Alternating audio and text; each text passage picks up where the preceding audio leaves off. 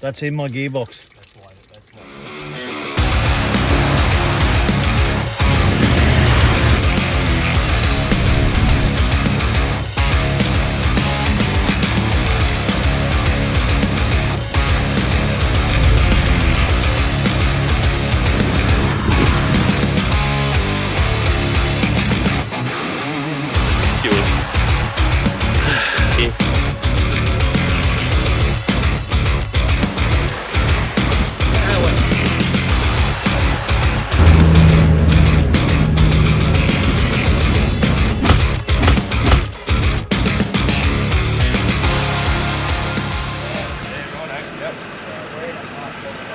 We've just arrived at Jardine Ferry and we've come across Stefan and Kevin. So, the wounded great wall. They were chasing a bearing too at one point, so we're going to see what's going on. Boys are going to have to pack up all their stuff and we'll keep going forward. But as long as they can drive in two-wheel drive, which is okay. But yeah, they're carrying parts and there's the front wheel missing. Oh, yeah, and then we had the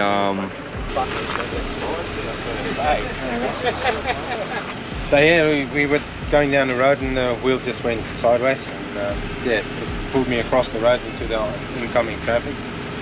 So I got stuck there for a little bit and I forced it to the left and I got it to go into one of them stormwater gullies. Yeah. And just parked it in there.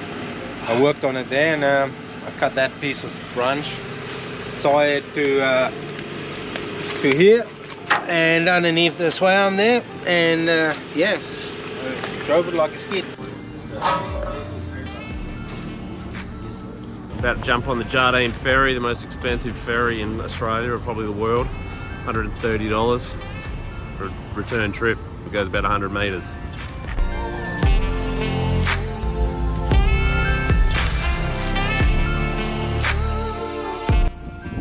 We're here, West Coast of Queensland. Look at this, isn't it just stunning? Look at the water.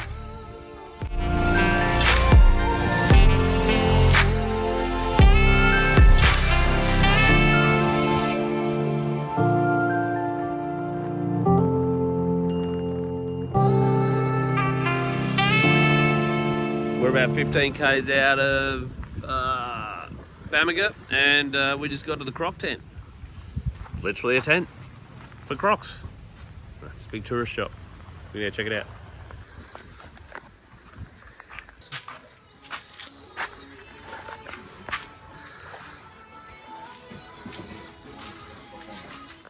After leaving the Croc tent, we then made the short drive up to Punsand Bay.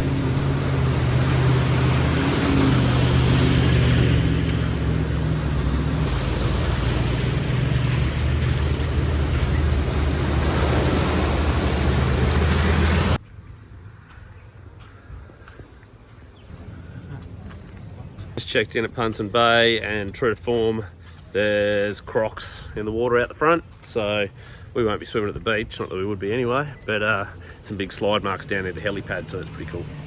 How good is this? This is Cam, right here, and we are dead smack waterfront on Punsand Bay. Planning ahead. How long ago did you book this? 6 months. 6 months forward planning and we got a beachfront camp. How's that?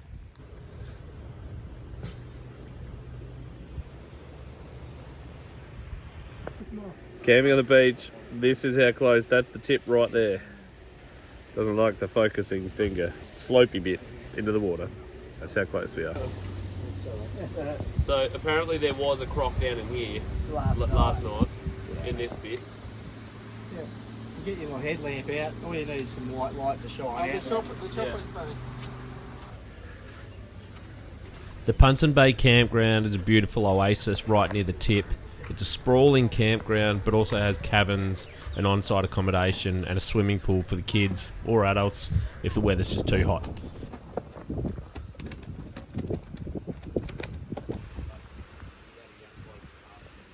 There's actually some big commercial washing machines here, so with 3 washing machines means we've been able to all do a bit of a wash, get a bit clean and refresh the socks and jocks. Yeah, good stop-off point, mark it in the itinerary, and come check it out. God, it doesn't get any better, does it?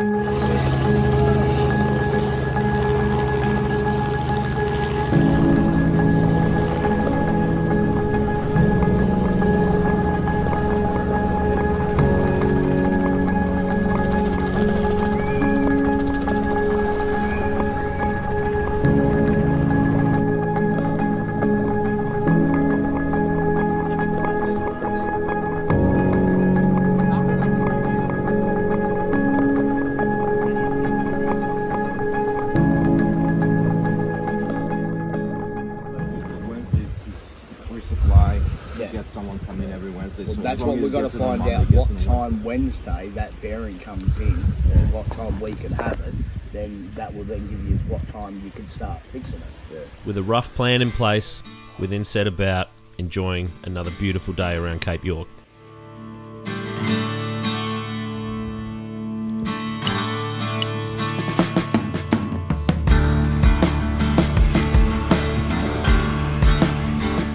We've just left Punsand Bay. We're heading up to the tip this morning. We've come out the Roma track, the Roma four-wheel drive track, and this is the back track up to Pajinka, up to the top of Australia. It is a beautiful little track, just slow and wompy and a bit of fun.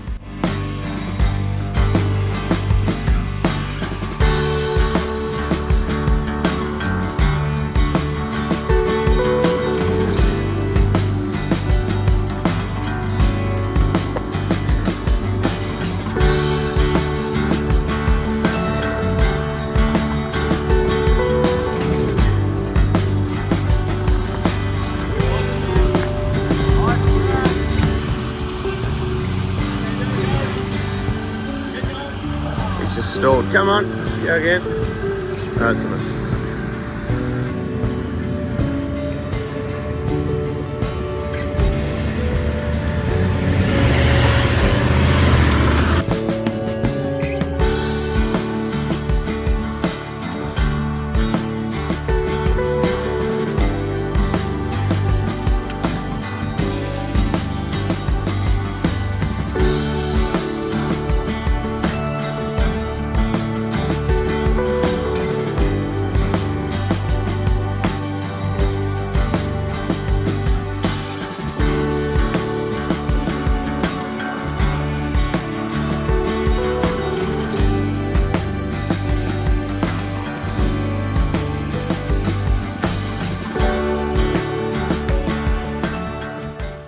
Made all the way to the tip.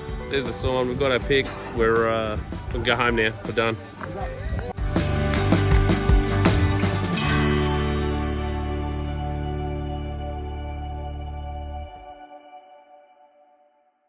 After 3,000 k's of driving, we'd reached the top of Australia.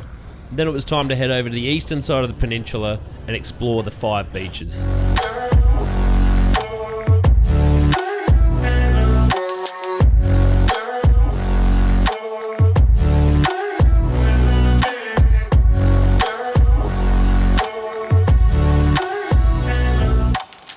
Pulled into the Somerset camping area. It's actually a free camp up here, looks like, and right on the water. Stunning.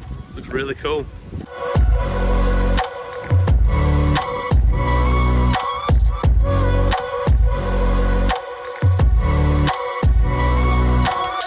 And as it turned out, was also the resting place of Frank Jardines, of whom the Jardine River was named after.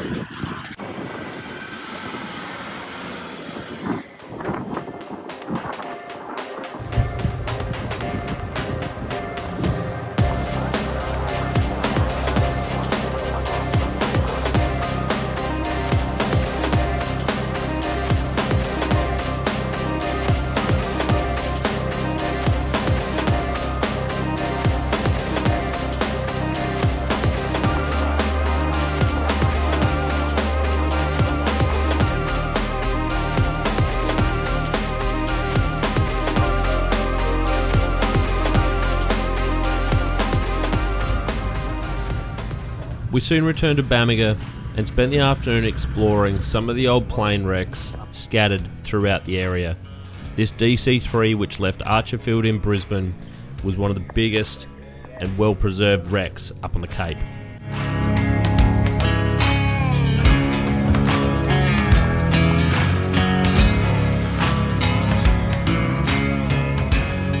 been on the road for a week and a bit now. We're up at Punsand Bay, so we're on our way back down, so I thought it might be a good time to have a look at the air filter and give it a change, so that's the difference.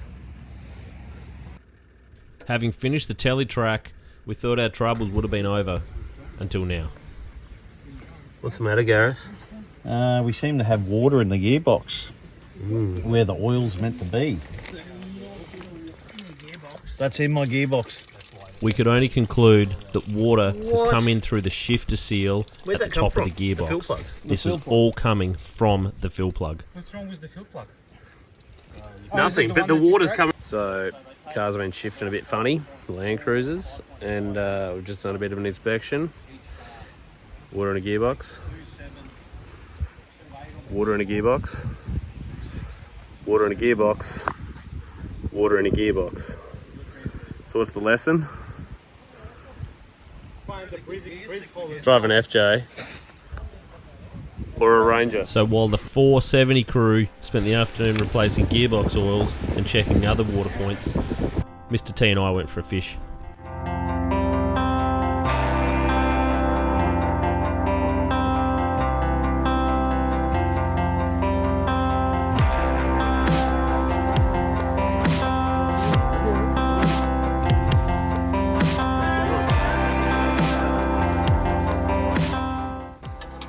How's it going, Wombat? Yeah, not too bad, not too shabby. Having fun? Yeah, yeah. Fixing your own car? Not what you'd expect at the Cape, but we managed to find a bloke in Bamaga and we bought him out of every bit of gear oil he had. He pushed oil out. That's yours was leaking out of your gearbox. So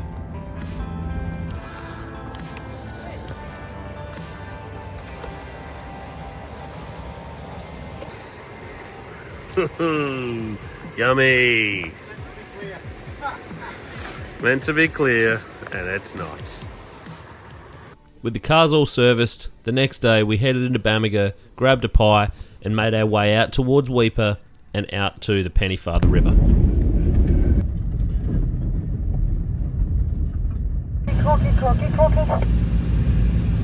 With Stefan still chasing parts, it was agreed he would sort himself out here and we'd continue our way out to Weipa and catch up with him a bit later on. So the other day on the telly track, we were just coming up towards Sam's Creek and there was a bloke with a Jeep and he'd basically busted a steering box. So he was actually stranded and his mate had gone out to drive back down and see if he could get a spare part flown in. And then the story goes that the axle came out of the Jeep of the mate that was driving, and we didn't know how bad all the situation was, but the axle came out while he was driving, so the rescuer also needed rescuing. And I think we'd just come across the actual Jeep that went to go do the rescuing. That's a full-blown axle. Done. Fully under here. Completely busted. Fully rolled. So the poor bugger who's gone to go and help his mate has ended up busted up himself, and he's now down to the Archer River Roadhouse while old mate is still on the telly track, probably going to be for the next week or so.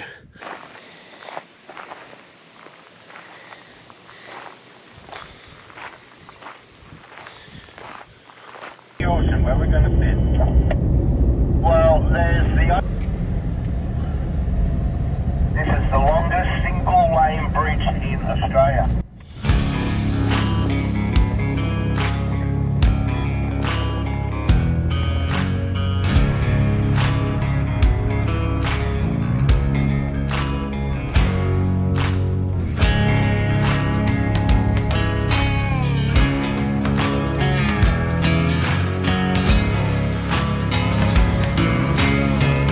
Crocodile land, man. You see one there.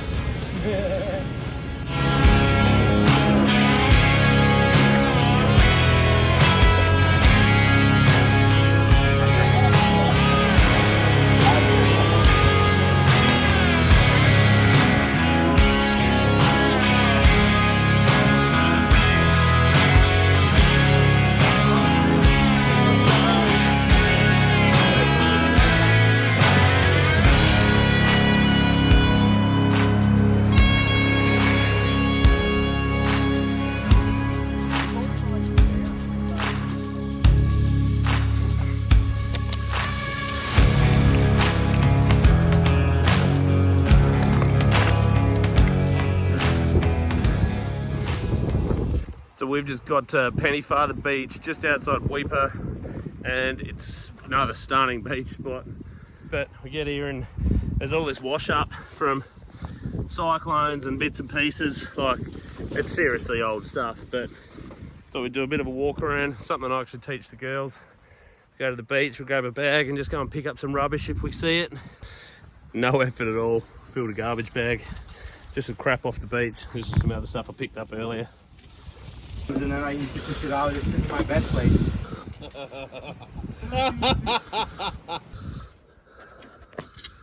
What are you doing, Mr. T?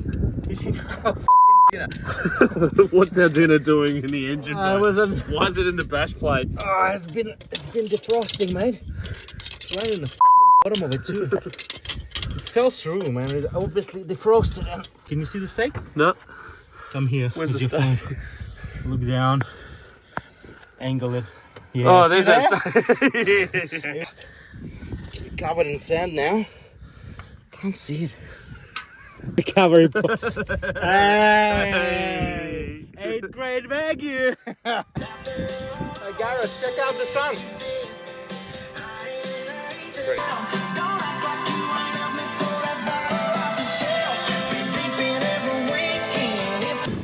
Bit of a beach service. Oh, old versus new. Look at him. Chunked. Oh, mate. That's with a filter. That's with a sock. That's with a sock. That's insane.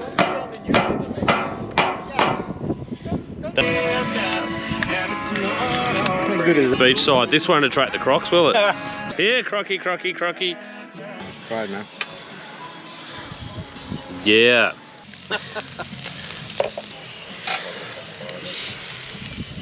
Yeah.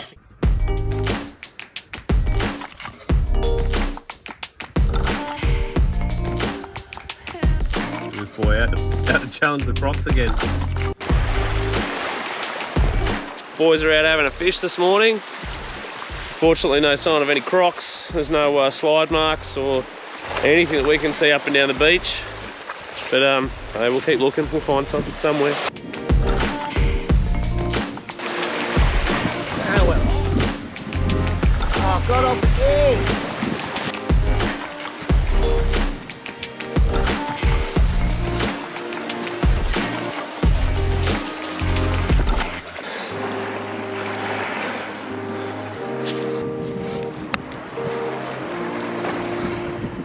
All this stuff looks like rock, but it's actually like calcified sand and shells, shell grit.